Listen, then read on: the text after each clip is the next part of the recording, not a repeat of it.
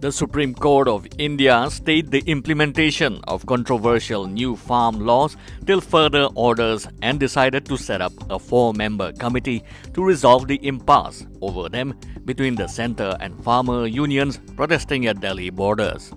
A bench headed by Chief Justice S.A. Bobde and Justice A.S. Bopanna and V. Ramasubramaniam said that it will pass an order to this effect.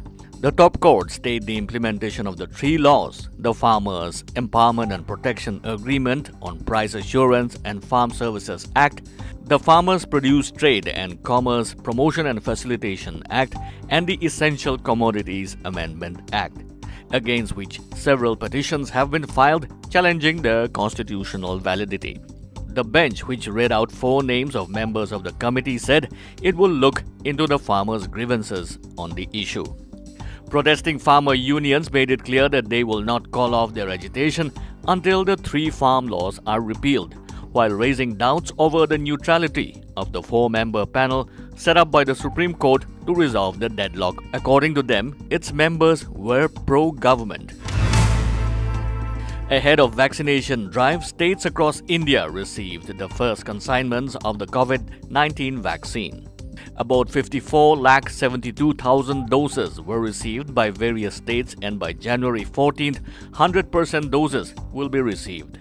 Assam received the first consignment of over 2 lakh doses of COVID-19 vaccine Covishield, and Guwahati Airport has been made a nodal hub for its distribution across the 7 states in the region. Over the next few days, more boxes of the life-saving drug are expected at the Guwahati airport, from where they will be taken to Arunachal Pradesh, Nagaland, Manipur, Mizoram and Tripura via road or air, including flights, choppers and small cargo planes depending on the weather conditions.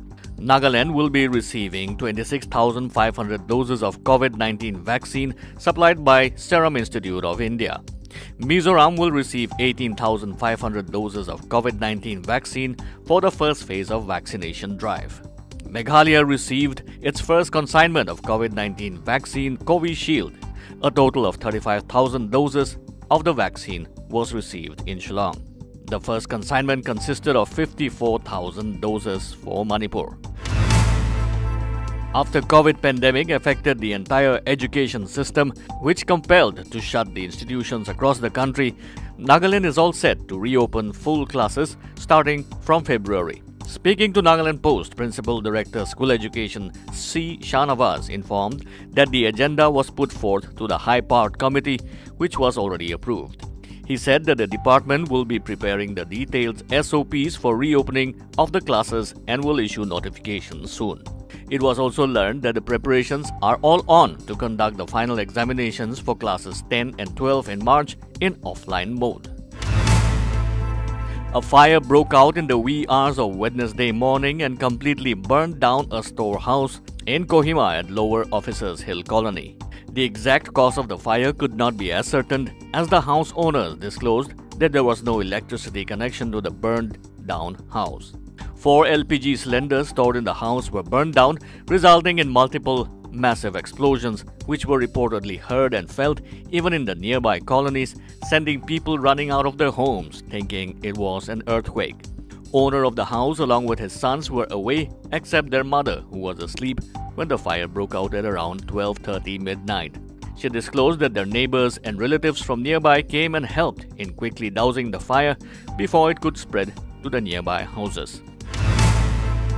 The army is planning to gradually reduce the number of troops deployed for internal security in northeast, but it is not contemplating moving soldiers out of Jammu and Kashmir because of the prevailing terror situation in the Union Territory. Army Chief General M.M. Narawane said. General Narawane said that while terror continues unabated in Jammu and Kashmir, the security situation in the northeast has improved manifold. In Nagaland, the Army Chief said he hopes that the NSE and Khaplang group, which was not part of the ceasefire agreement, will rejoin the ceasefire process with the surrender of its top leadership, making the state violence-free again.